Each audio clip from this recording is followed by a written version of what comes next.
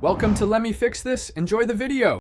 In this video, I will show how to replace EGR Valve 2008 Ford Escape. Start by parking on level ground and engaging the parking brake. Open the hood and let the engine cool for at least 30 minutes to avoid burns. Wear gloves and safety glasses for protection. Disconnect the negative battery cable to prevent errors. Remove engine cover if present, then locate the EGR assembly near the intake manifold and prepare your tools. Use a methodical approach when removing the EGR valve to avoid surprises.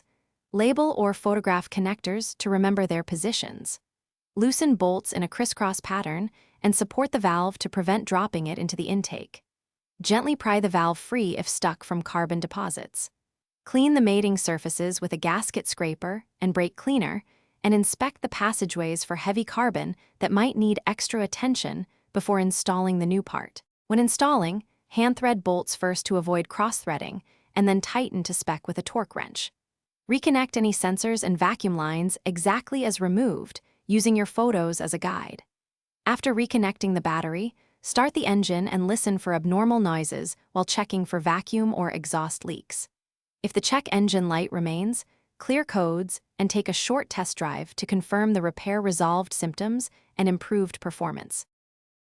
Thanks for watching. If you found this helpful, don't forget to like and subscribe.